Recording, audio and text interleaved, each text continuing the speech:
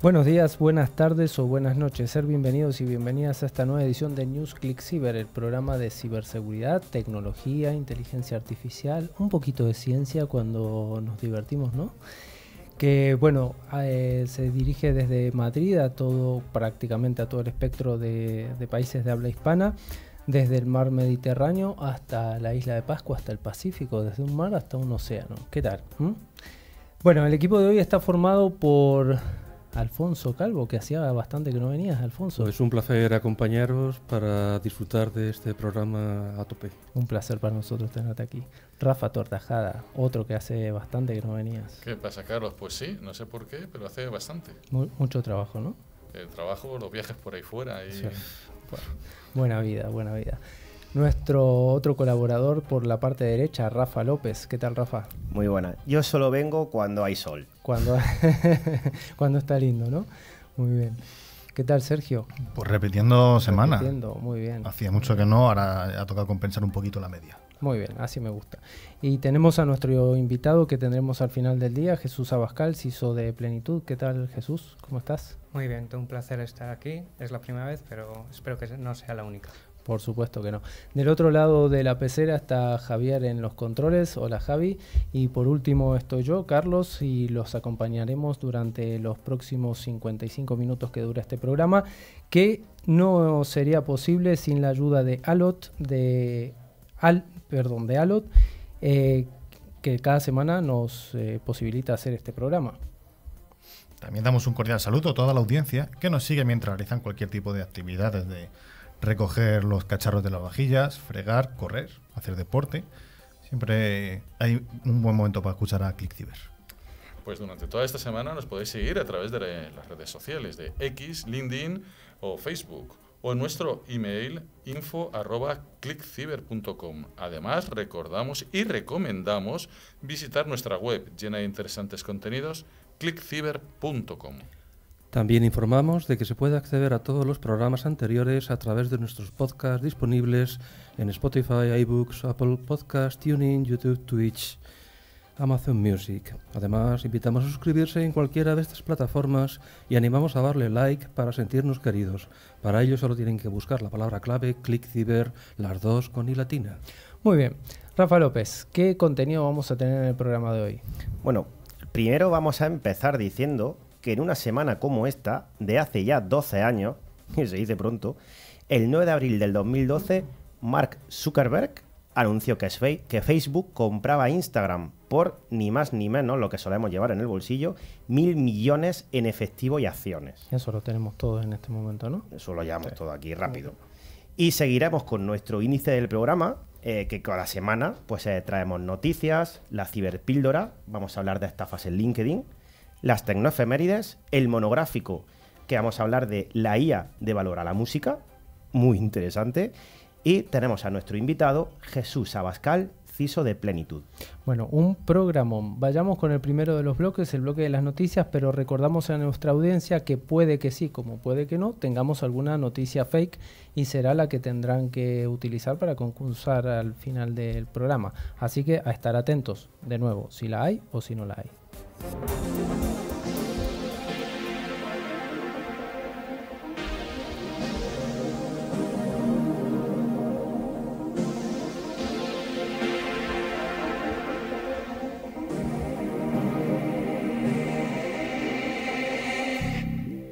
Todas las semanas damos las gracias a Alot por traernos esta sección de noticias y vamos con la primera de ellas, que dice que hace un mes, y vuelve a ser actualidad esta noticia, los atacantes que hackearon el Consorcio Regional de Transporte se llevaron los datos personales de 5,5 millones de usuarios madrileños, casi todos.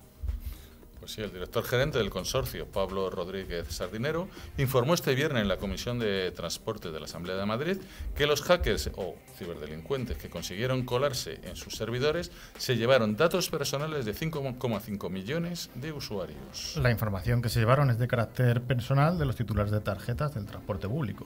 Esta información pues incluye nombres, apellidos, domicilios, correos electrónicos, teléfonos, localidades e incluso códigos postales. Recordamos, y como comentamos hace un mes en nuestro programa, el ciberataque se produjo en noviembre. El consorcio no informó hasta febrero de este año, siguiendo las recomendaciones de la Agencia Española de Protección de Datos. Y, por supuesto, además hay una investigación abierta en la policía. Como grandes medidas precautorias, bueno, según ha comentado el responsable, la primera ha sido, pues evidentemente, el cambio de la contraseña de todas las credenciales de la plantilla, forzando a partir de ahora el cambio al menos cada 6 meses. Pues sí, cada 6 meses, casi nada. Y es que lo mejor es que también a los administradores se les obliga a cambiar la contraseña cada 6 meses. Nosotros la cambiamos cada mes y, bueno, sin comentarios. También se han instalado nuevos filtros de seguridad para impedir accesos remotos a la plataforma digital del consorcio y para poder acceder a la nube donde el consorcio almacena miles de sus datos. Otra medida que se va a tomar será que todos los equipos de trabajo que se conectan a la red interna del consorcio solo podrán ser corporativos y gestionados por la empresa pública Madrid Digital. Por último, Rodríguez Sardinero destacó que Renfe, Puerto del Estado y Adif, los 3 organismos estatales, han sufrido 1.700 ciberataques en los últimos meses y que el consorcio es solo uno. No, el consorcio uno que ha tenido, que ha sido efectivo. No sabemos cuántos han sido. Bueno, como decíamos al principio, una noticia que se repite y se repite y se repite. Parece que no tuviéramos noticias para contar. No, es que se repite prácticamente todas las semanas. Vamos con la siguiente noticia que nos dice que Boston Dynamics, la líder en inteligencia artificial, aplica a la robótica y crean un soldado más inusual. Sergio. Sí, muchos de los que estamos en este mundillo de la tecnología, al menos hemos oído hablar, aunque a lo mejor no conozcamos la empresa directamente, a lo mejor quizá hemos visto algún vídeo de Boston Dynamics. Es la empresa que hace unos meses pues, publicó un vídeo de un robot bípedo de la altura de un humano, pues, que iba dando saltos, haciendo parkour, intentando asimilar los movimientos que se podían requerir en un combate de guerra urbano. Bueno, pues estos investigadores, que ya están añadiendo nuevas funcionalidades de aprendizaje autónomo y reactivo, han creado un nuevo módulo que han llamado Pinocho. En conjunción con OpenAI, han integrado un micrófono en su robot que detecta cuando alguien miente o dice la verdad en base a las vibraciones de la voz. En el caso de que se detecte mentira, expulsa un dardo por la nariz con un veneno mortal capaz de matar al objetivo en minutos. El próximo paso, anuncian desde la empresa de investigación, es incluir un módulo de precisión, ya que por ahora dispara en direcciones aleatorias y ya han fallecido 3 investigadores durante las pruebas. Esta es la empresa que había creado este perrito tan simpático, ¿no? Que era un robot. También. Bueno, se han ido del perro al Pinocho asesino. Bueno, vamos a ver.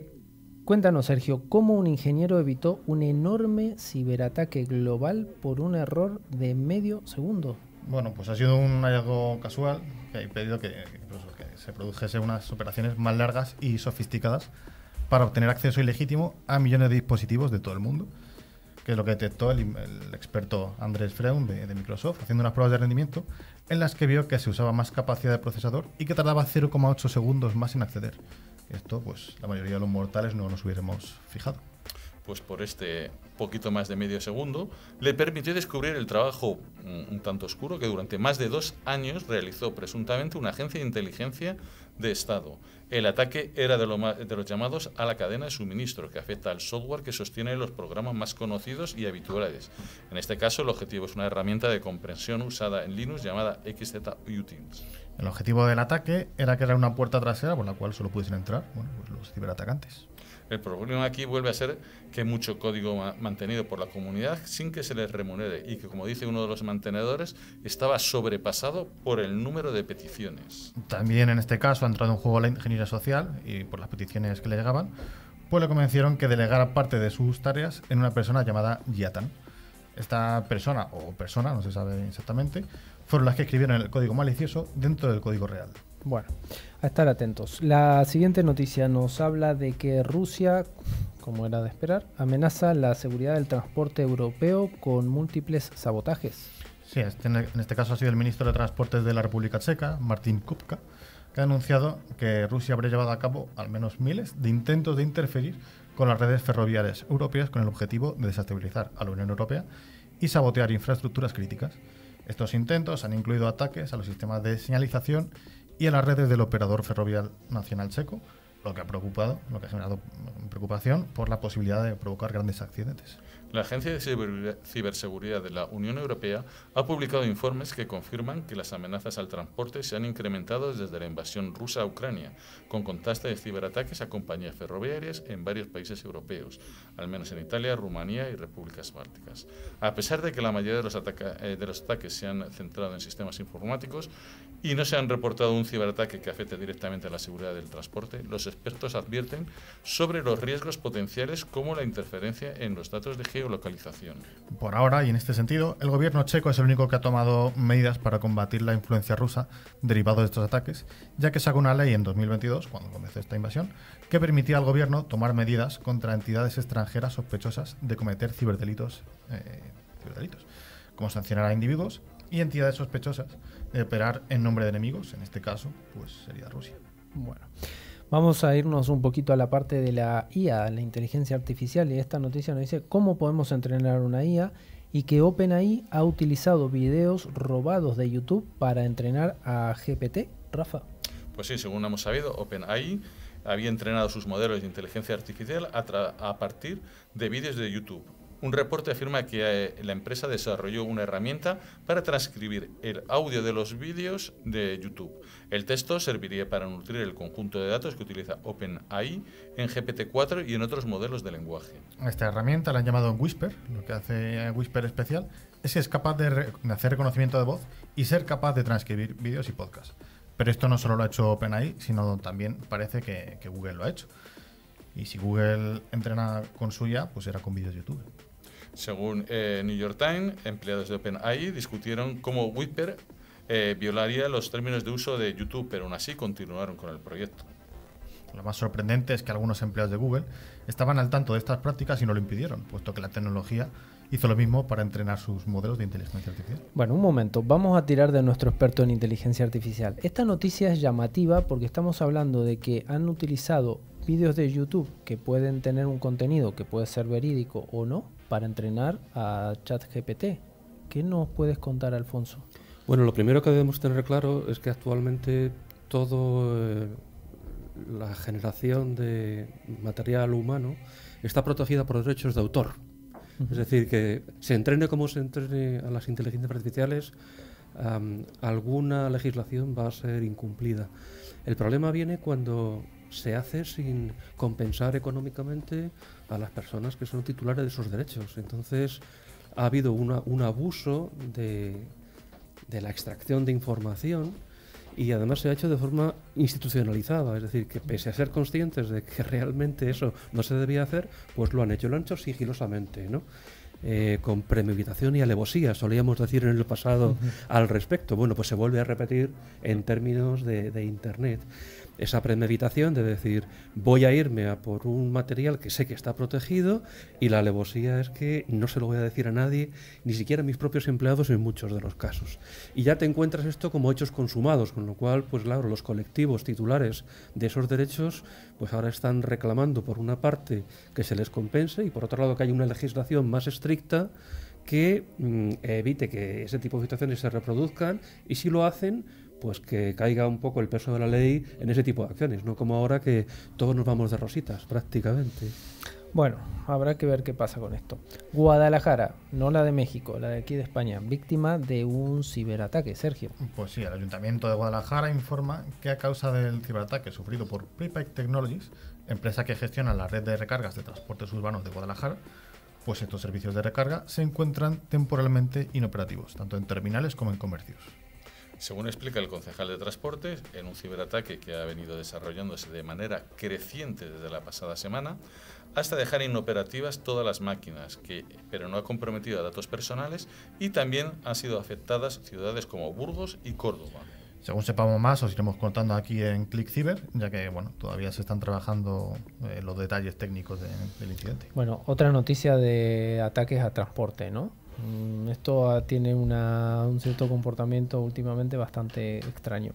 La última de las noticias nos dice que las estafas telefónicas y otros timos, atención porque estamos en plena campaña de la renta, te la puedes desgravar en la declaración de la renta del 2023. ¿Cómo es esto? Sí, es una noticia un poco diferente a lo habitual, como comentas, pero bueno, sabiendo que estamos ahora en época de hacer la declaración de la renta, al menos en España, Pues bueno, puede haber alguno de nuestros oyentes que le interese cómo relaciona este tema con la seguridad. Además de las ventas con pérdida e inversiones fallidas, los contribuyentes pueden descontarse en su declaración de la renta el dinero que se haya desvanecido por algún tipo de engaño. La mecánica habitual es compensar con estos importes, con unos topes, la base imponible general del impuesto. Pero Hacienda no lo pone fácil. En la mayoría de los casos no basta con una denuncia en la comisaría de policía y es necesario aportar una resolución judicial. Bueno, pero vamos al grano. ¿Qué nos podemos desgravar, Sergio? Pues el primer ejemplo es el clásico timo del móvil, en el que esto se demuestra con una consulta que la respondió la propia Hacienda en septiembre de 2023, en la que Hacienda admite que un contribuyente que haya sido víctima de una estafa a través del teléfono móvil tiene derecho a incluir la pérdida siempre que estuviera justificada. En esta misma categoría, por ejemplo, se pueden incluir los timos que sean por Bizum. También está la criptoestafa, que el mes pasado, en diciembre, una consulta de un ciudadano que había perdido dinero tras invertir en 2 plataformas de criptomonedas resultaron de ser una estafa, entonces se les ha devuelto también el dinero. Otra de las estafas más comunes en la actualidad son las que se cometen utilizando la tarjeta o los datos bancarios de millones de víctimas potenciales, de múltiples de los casos que comentamos casi semanalmente. En estos casos, lo habitual es que el banco cuente con un seguro que cubra estos descubiertos. Si paga el seguro, el ciudadano no sufre una pérdida patrimonial imputable en el IRPF. Y en caso contrario, podría imputarse una pérdida cuando el ciudadano haya denunciado la sustracción de la tarjeta ante la entidad y ante la policía, pero siempre que acredite el uso indebido de la tarjeta y que éste se produjo después de las denuncias. Muy bien, bueno, hasta aquí las noticias de hoy. Vamos con la ciberpíldora.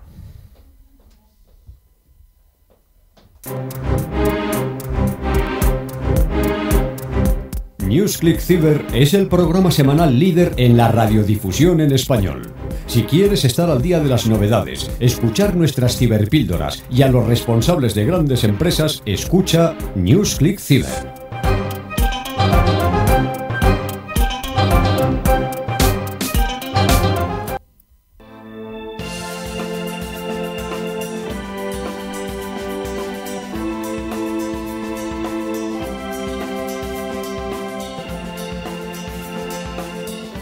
Gracias a empresas de alta tecnología, como es el caso de Allot, cada semana en NewsClick Cyber les ofrecemos nuestra ciberpíldora para aclarar distintos conceptos tecnológicos o hablar de algún tema de interés. Recordamos que Allot es una solución tecnológica que asegura el rendimiento de las aplicaciones más importantes.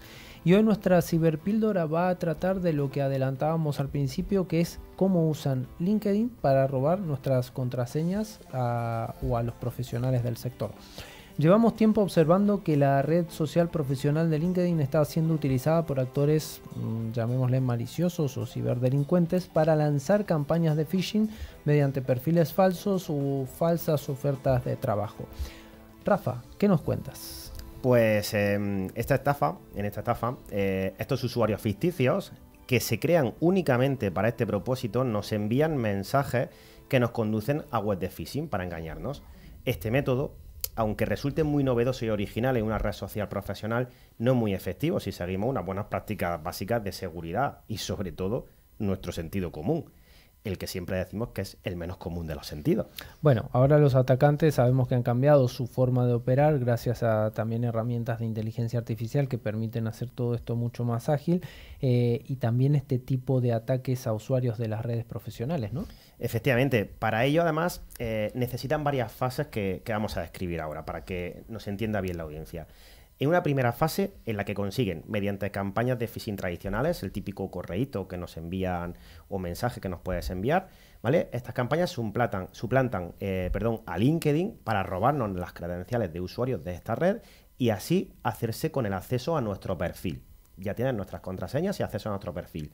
Una segunda fase en la que el actor compra a un cibercriminal una plantilla de phishing de Microsoft, por ejemplo. Estas plantillas pueden adquirirse de forma sencilla a través de grupos de Telegram o en la Dark Web con precios bastante económicos que rondan entre los 10 y los $30, dependiendo del vendedor, su complejidad y la capacidad para evadir estas defensas de inteligencia artificial. La tercera fase consiste en el envío de mensajes a sus contactos dentro de la red social. Importante destacar que no envía mensajes a personas que no tiene dentro de su red de contactos. Esta técnica lo que hace es generar confianza en la potencial víctima. Bueno, pero ¿cómo podemos desconfiar de una persona que está en esta red y qué sabemos a día de hoy que es real y qué no es real? Porque precisamente estos son ataques de ingeniería social donde intentan explotar nuestras vulnerabilidades los cibercriminales para hacerse con esas contraseñas. Pero ¿dónde está ese límite entre cómo diferenciamos lo real de lo no? Pues es complejo, porque es complicado diferenciarlo, pero siempre vamos a tener algún tipo de pista y que nos va a ayudar. Por ejemplo, el mensaje siempre suele ser el mismo, similar o con alguna variación, con lo cual esto ya nos va a dar una pista. Nuestro contacto conocido nos comunica que tiene un proyecto interesante que ofrecernos porque sabe que somos expertos en un tema y posiblemente nos interese. Para acceder a la documentación, la cual indica que es confidencial, debemos entrar en una URL, en una web, por ejemplo, de OneDrive, que es una herramienta de colaboración de Microsoft que se utiliza para compartir documentación. Este enlace nos lleva a una web legítima de Microsoft, donde hay un documento con otro enlace que nos llevará, esta vez, al supuesto proyecto. En este momento es cuando se nos redirige, nos lleva a otra web, en este caso, por ejemplo, de un proveedor que se llama Cloudflare, para identificar si somos humanos o no, el típico reCAPTCHA para saber si eres humano. La típica página, pues donde debemos de marcar que no somos un robot y somos nosotros mismos. Y aparte de para robar nuestra información, ¿para qué más se utilizan este tipo de técnicas? Pues esta técnica de evasión de defensas se evita sobre todo para evitar que herramientas de protección de navegación puedan verificar si la web tras esta protección es maliciosa o no, porque Cloudflare es lícito, con lo cual nos va a dar que es algo bueno. También es una técnica para engañar al usuario y hacerlo creer que al acceder a través de Cloudflare, que es un servicio legítimo y que todos conocemos, todo lo que hay detrás debe de ser bueno. Al resolver este captcha se nos muestra una web para autenticarnos, meter nuestro usuario y contraseña de Microsoft. Esta sí es la web de phishing real y donde si introducimos nuestras credenciales, bye bye, serán robadas por el cibercriminal. ¿Y en qué están ahora los ciberdelincuentes? ¿Qué es lo que están haciendo? Pues mira, es importante destacar que ya el grupo Lazarus, el año pasado, asociado a Corea del Norte, ya lanzó una campaña de malware a través de LinkedIn a una empresa del sector aeroespacial, debido precisamente a la confianza que genera esta red social profesional. Los actores de amenaza, patrocinados por estados, o sea, los que tienen mucha pasta, ciberespionaje, tratan de atacar a sectores críticos o importantes en la cadena de suministro. Esto incluye empresas del sector eléctrico, financiero o petrolero. Para evitar ser víctimas de esta estafa, debemos de seguir unas sencillas recomendaciones con unas cuantas pistas que vamos a daros para que estéis más seguros. Vamos a ello, dale. Vale. Si no se dirige por nuestro nombre y usa frases como estimado amigo o querido amigo, así de manera tan seca, malo. El tono en el que realiza la comunicación es muy impersonal o diferente al habitual en otros mensajes. Si tú y yo estamos acostumbrados a hablar de tú y me llamas de usted, sospechoso. Hay faltas de ortografía o errores visuales. Es habitual ver fallos como estimado usuario. Eso es que se ha equivocado al mandar la plantilla. Si la URL a la que accedemos al realizar el login de nuestro proveedor de correo es diferente al habitual, los logos, las fotitos, todo lo que aparece ahí. Así que debemos fijarnos muy bien en la barra de navegación, si es realmente la web normal y URL correcta. Redirecciones a web intermedias, como hemos dicho, para verificar nuestra identidad. Eso no suele ser habitual. Y, por supuesto, siempre que se pueda, disponer de herramientas que nos ayuden a navegar de forma segura. Y muy importante, mantener actualizados los navegadores. Es otra medida preventiva necesaria para evitar ser víctimas de fraude. Y, por supuesto, aunque me repita un montón de veces, como hemos dicho al principio, el sentido común es nuestro mejor aliado. Aunque sea el menos común de los sentidos, ¿no? Exactamente. Muy bien, hasta aquí la ciberpíldora. Gracias, Rafa. Vamos con nuestras tecnoefemérides.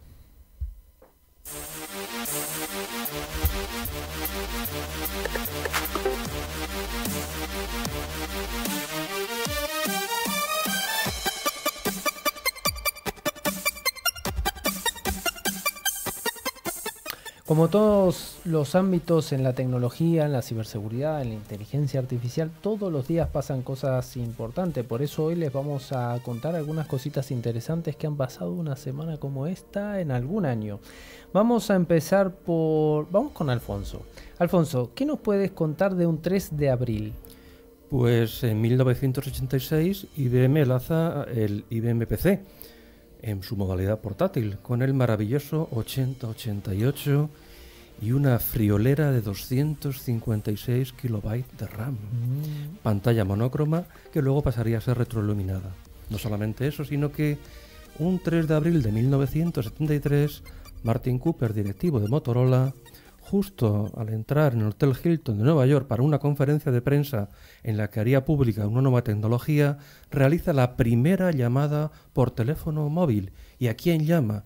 A un competidor, en este caso Joel Engel, de AT&T Bell Laboratories, que estaba trabajando también en el desarrollo del teléfono móvil, pero obviamente iban por detrás. Y le preguntó: ¿a qué no sabes desde dónde te llamo? Obviamente el de AT&T no se olía la jugada, dijo: desde el primer teléfono móvil operativo de la historia, y voy a entrar en una rueda de prensa a anunciarlo delante de toda la prensa internacional. Raro es que no le haya devuelto la primera llamada a su mujer, ¿no? Si no tenía la llamada Sí, se lo pensaron mucho sobre quién elegir, pero la verdad es que finalmente fue una dulce venganza, porque AT&T había estado en ligera ventaja durante mucho tiempo, pero Motorola tenía este maravilloso ingeniero que cambió absolutamente el curso del desarrollo. Bueno, para aquellos que creen que los teléfonos móviles los inventó alguno de los que conocemos ahora, ¿no? Lo inventó Motorola. Rafa López, el 4 de abril, ¿qué pasó? Pues el 4 de abril de 1994, Mark Andersen y Jim Clark fundan la empresa Mosaic Communication Corporation, MCC. También, en 1975, un poquito antes, alguien que pensábamos que había podido inventar el teléfono, pero no es, Bill Gates, con 19 añitos, y Paul Allen, de 22, fundan la empresa Microsoft en Albuquerque, Nuevo México. La empresa se fundó para desarrollar BASIC para el Altair 8800, el primer ordenador personal. Miren, cómo nació esa empresa. Qué maravilla. Rafita, el 6 de abril.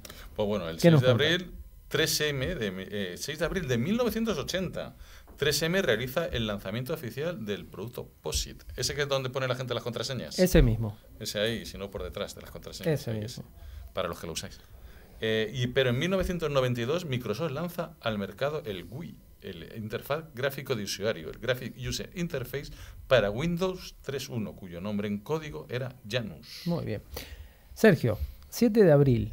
Pues del año 2005, Sony patenta la idea, como concepto, de transmitir datos directamente al cerebro, inspirados evidentemente en Matrix, que había salido 6 años antes.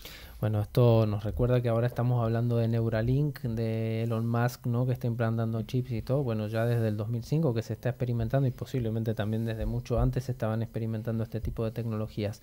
Vamos con la última. Alfonso, 8 de abril.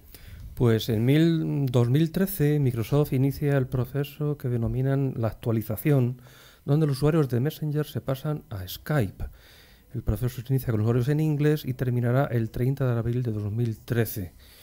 Hay que recordar que Skype fue un invento nórdico, donde Correcto. no hay una buena climatología y era casi obligado para poder verse las caras unos a los otros. Pero los estadounidenses, pues bueno, aprovecharon su potencia económica para incorporar rápidamente la innovación. Y luego, un 8 de abril de 2011, Commodore International lanzó la nueva C64, que bueno, supuso un hito porque de alguna manera abarató extremadamente los costes de los primeros ordenadores personales y los pudo hacer llegar a muchísimos hogares, básicamente. Exactamente, ¿no? Exactamente. Bueno, hasta aquí estas divertidas tecnoefemérides y vámonos con ese monográfico tan prometido de Alfonso.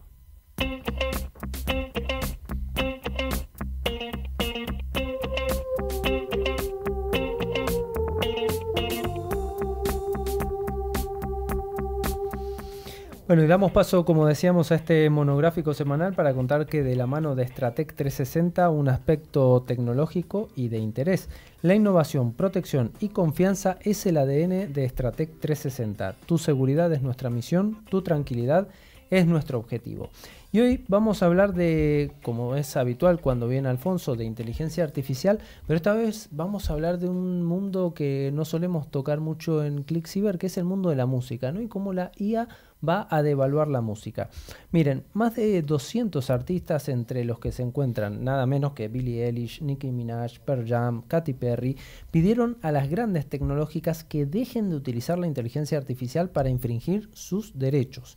En una carta titulada como "Deja de devaluar la música", los autores acusaron a las empresas de depreciar la creatividad. Alfonso, cuéntanos. Pues en efecto, los firmantes de esta carta creen que cuando se usa responsablemente, la inteligencia artificial tiene un enorme potencial para promover la creatividad humana de una forma que permite el desarrollo y el crecimiento de experiencias nuevas y emocionantes para los fanáticos de la música.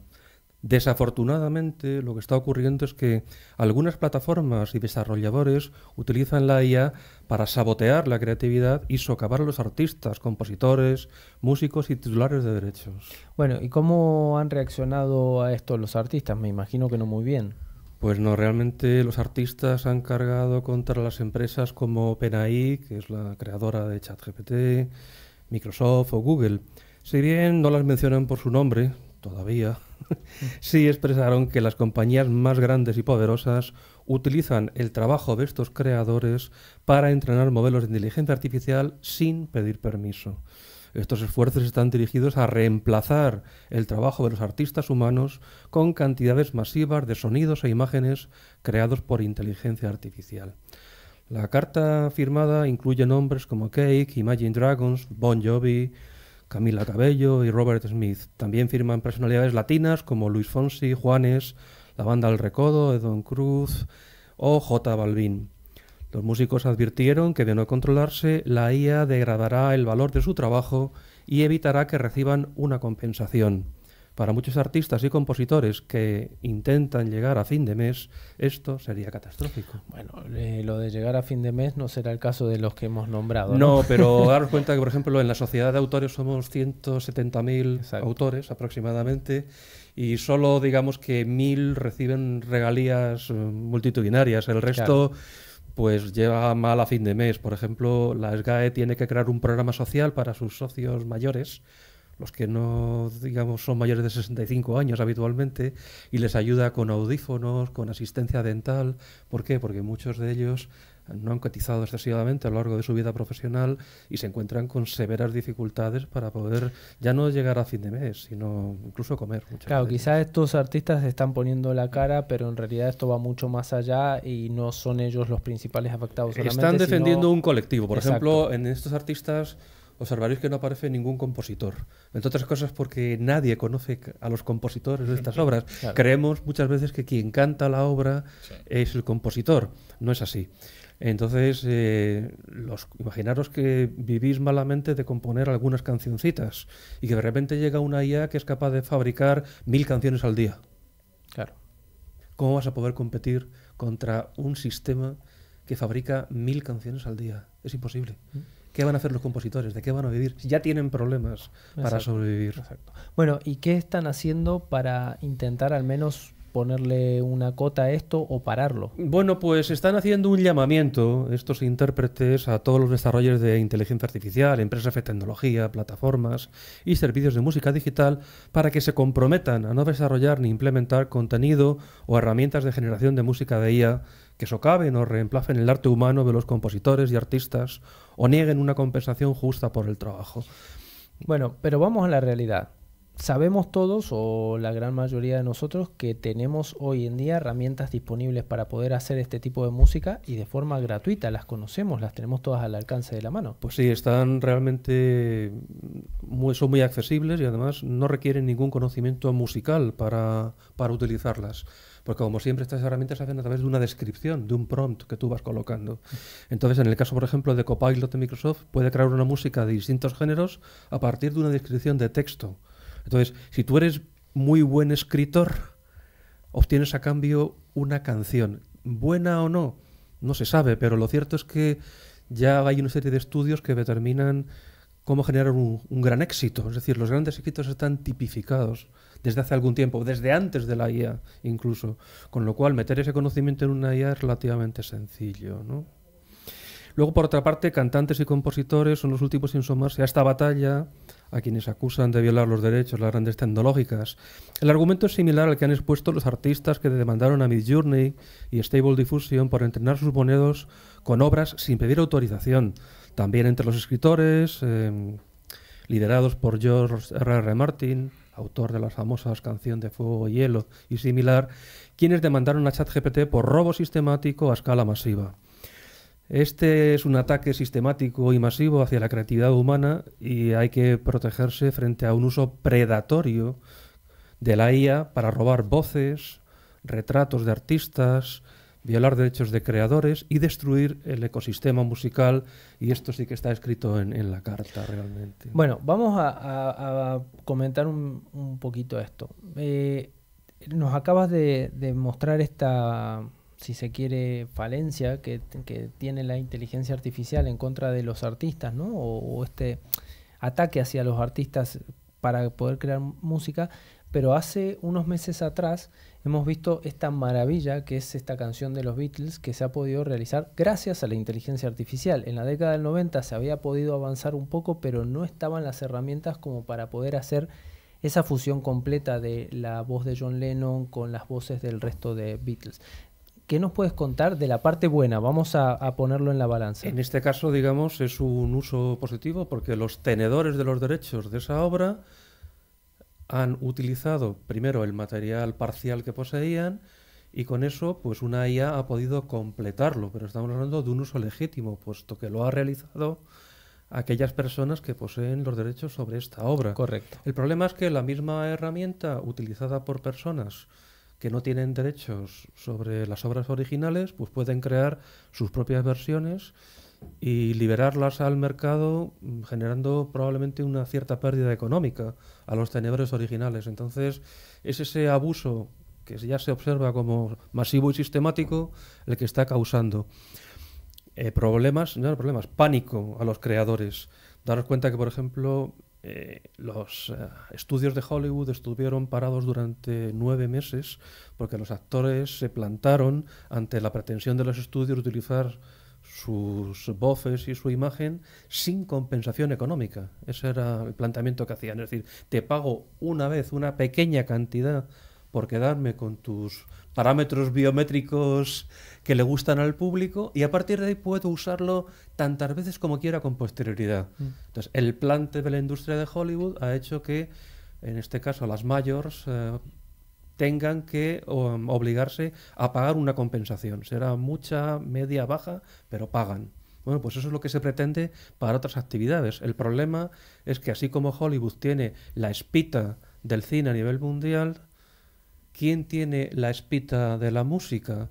Tenemos un ejemplo muy reciente en el caso de TikTok, en el cual iba a haber una renovación del contrato con Universal, con grandísimos músicos. ¿Y qué ha dicho TikTok? Que no renueva. ¿Le ha pasado algo a TikTok? No. ¿Por qué? Porque ellos están planteando hacer un uso de la IA generativa para crear nuevos artistas digitales que de alguna forma satisfagan a su público. Esto en lugares como Japón no es tan extraño. Ya hay efectivamente en Japón artistas digitales. Y aquí en España hay y en España también, efectivamente. Hay una modelo en Instagram y me imagino... Eso es. Entonces, ¿qué es lo que ocurre? Que en la medida en que los sistemas generativos entreguen una serie de seres que satisfagan las expectativas de los espectadores, pues esto va a quedar resuelto. Y me temo que va a ser por ahí por donde va a ir el camino. Evidentemente, hemos abierto un nuevo foco, ¿no? Un nuevo frente con el tema de la IA en la música. Hace unos días he escuchado un podcast que lo he pasado a nuestro grupo, que es súper interesante, sobre lo que estamos empezando a ver de la IA. La música es uno, el cine es otro, y lo que vamos a empezar a ver a partir de ahora en otros campos va a ser por ejemplo, alucinante. Pensemos en los médicos. Exactamente. La sacrosanta medicina formada por especialistas muy cualificados, muy costosos de generar, pues hoy en día ya hay sistemas de IA entrenados que sobre baremos académicos generan unas respuestas que son mejores que las de los expertos en medicina, con lo cual el futuro es oscuro. Oscuro, o por lo menos incierto. Vamos con esa entrevista.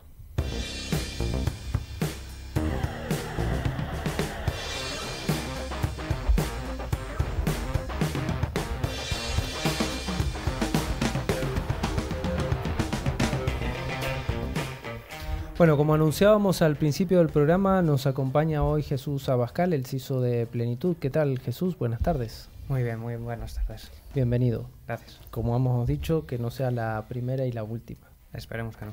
Bueno, háblanos un poquito de tu experiencia profesional y cómo llegaste, cómo te metiste en el mundo de la ciberseguridad. Bueno, yo empecé estudiando telecomunicaciones. Empecé primero en el mundo del desarrollo y vi que era una cosa interesante, pero que se me quedaba corto. Entonces, yo venía de una infancia que me gustaba desarmar todo, cacharrear, romper, enredar, y eso pues seguía ahí vigente. De hecho, bueno, pues tengo historietas un poco turbias que no se pueden contar, pero al final pues decidí centrarme un poco también en ciberseguridad. Empecé a comprender un poco el mundo empresarial, los procesos que tiene, etcétera, como implantador de ERPs. Y a partir de ahí pues me puse un poco el objetivo de cambiar a ciberseguridad porque realmente era lo que más me llamaba la atención. Actualmente eres el CISO de Plenitud, pero ¿qué es Plenitud para los que no la conocen? Bueno, Plenitud es una empresa de energía renovable, ¿vale? Vendemos electricidad y gas.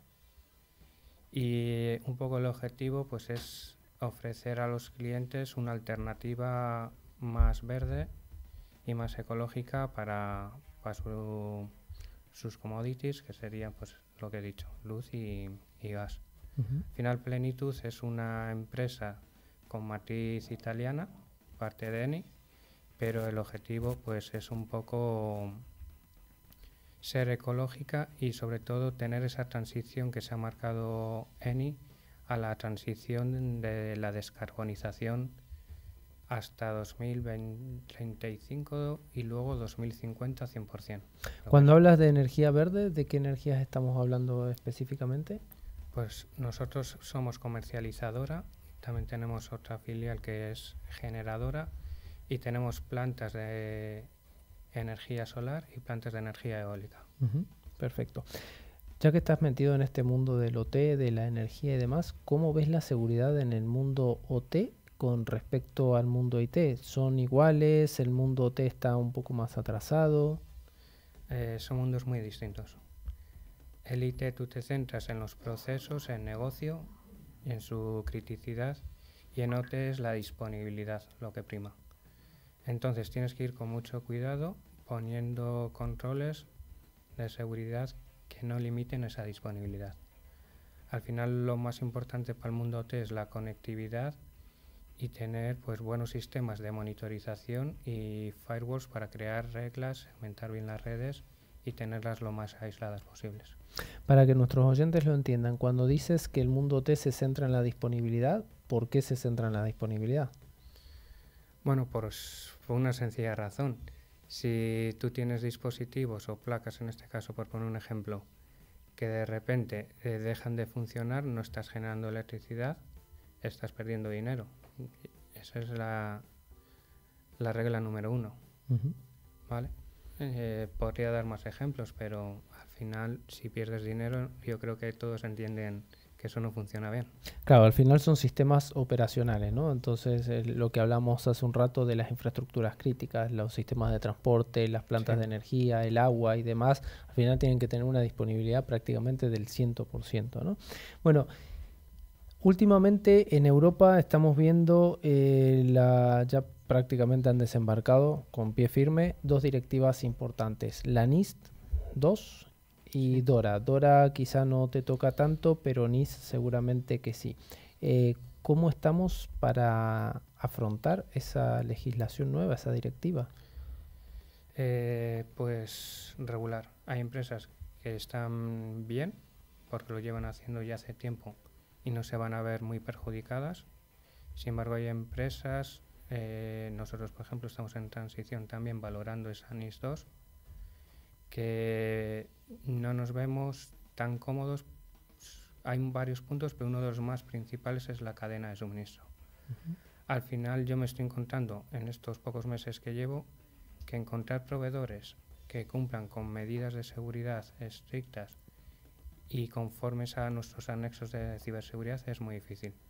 Se está perdiendo mucho tiempo en negociar todas las medidas de seguridad que tiene que tomar tu proveedor de servicios o incluso servicios críticos que no tienen, que es que al final una de dos, o cedes o tienes que ponerles tú los controles de seguridad, porque al final no se avanza en las negociaciones. Claro, pero el ceder puede hacer que sufras un ciberataque a través de tu cadena de suministro. Sí, cuando digo ceder no es decir, vale, pues no firmamos esto, no, al revés.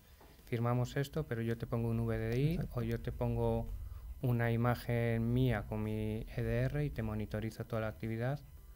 Al final pues nos sale un poco más costoso, pero compartimos ese riesgo y nosotros ayudamos a mitigarlo.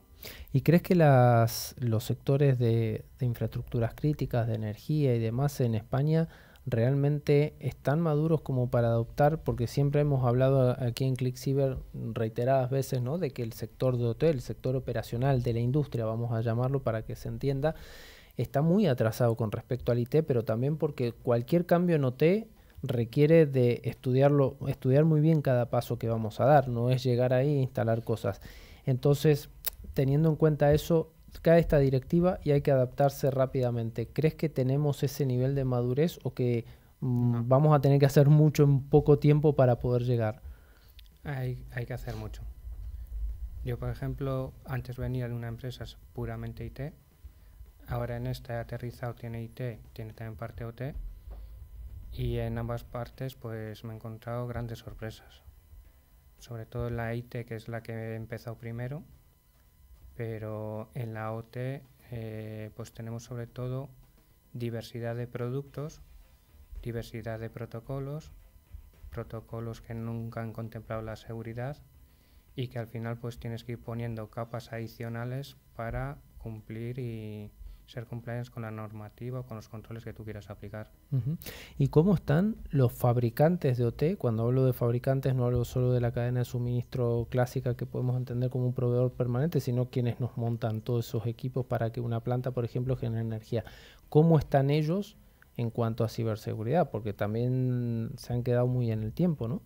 Sí, o sea, mi experiencia es poca, ¿vale? Porque llevo unos meses en plenitud, pero es que la ciberseguridad no se tiene ni por diseño en las plantas, ni en los proveedores, ni en ningún lado. Entonces ahí lo único que podemos hacer, pues lo primero que aterrizamos son poner EDRs que monitoricen toda la actividad de la planta y firewalls para limitar mucho la conectividad, segmentar y limitar mucho.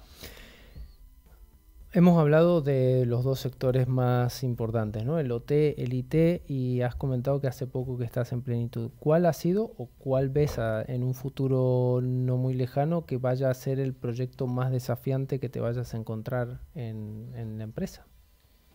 Hay muchos. El primero es cambiar un poco el concepto de seguridad desde el diseño.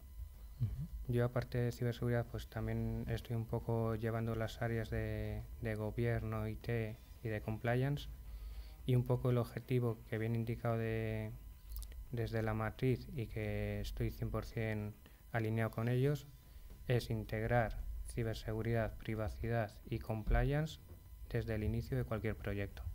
Eso es importante, ¿no? Que la dirección esté comprometida y esté en línea con los objetivos que se plantean en seguridad. Por experiencia muchas veces aparecen proyectos donde no tienen nada en cuenta.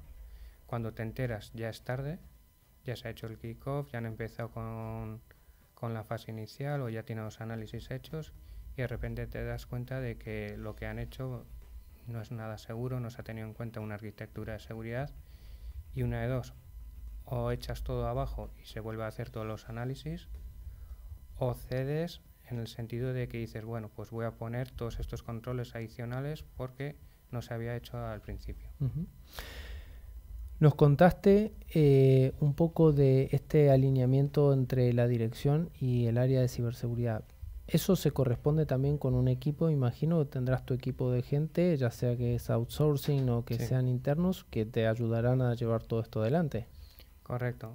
Tenemos equipo interno, tenemos proveedores y tenemos también ayuda del equipo de Italia. Por eso no hay problema. De hecho, pues la dirección en ese sentido está bastante comprometida. ¿Vale? Y nosotros intentamos ser compliance, incluso mi puesto es un control SOX en este caso, que asegura un poco ese compromiso de la dirección por la ciberseguridad y la compliance en todas las normativas que nos aplican.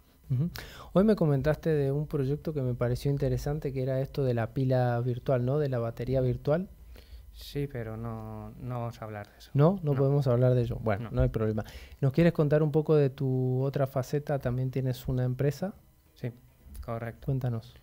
Bueno, la empresa que yo tengo es una pequeña empresa, se llama Next Security, que nació pues hace ya casi 3 añitos con otro colega amigo, Miquel, que surgió con la idea de poder ayudar a pequeñas empresas que no tienen presupuesto ni conocimiento para intentar mejorar su ciberseguridad, y digamos que gracias a un par de ellas que confiaron en nosotros, pues pudimos arrancar.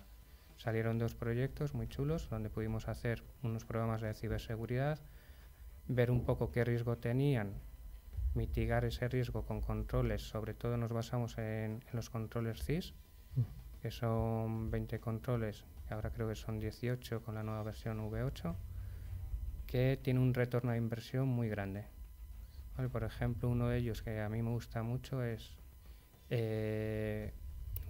un control, realmente es una aplicación o un aplicativo que tú pones un EDR capaz no solamente de monitorizar, detectar, sino que también te hace un poco esa gestión de inventario que tienes, tanto hardware como software. Incluso te hace un poco de proxy, vigilando la navegación web, limitando también los dispositivos USB, las aplicaciones. Pues de repente con un EDR de hoy en día te has quitado 5 controles CIS. O sea, para mí el MFA y un EDR son los controles básicos que toda empresa debería tener. Además, económicamente son bastante baratos y creo que en todos los programas de ciberseguridad que hemos hecho son los 2 básicos que siempre ponemos. Bueno, muy bien. Muy interesante, Jesús Abascal, CISO de Plenitud. Gracias por venir y esperemos que se repita. Muchas gracias. Vamos con ese concurso.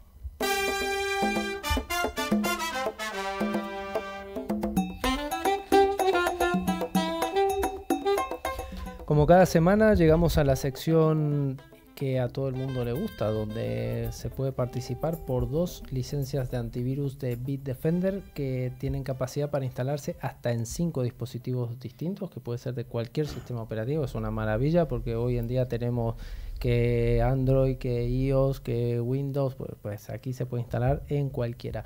Cada licencia tiene un valor de aproximadamente 50 euros, 50 dólares al cambio. Y vamos a lo primero. Rafa, ¿tenemos ganadores de la semana pasada? Pues sí, aquí tenemos los ganadores, los 2 ganadores de cada semana. El primero, nos vamos un poquito lejos, de aquí de España, nos vamos a Lima, Perú, y es para Darío Sánchez.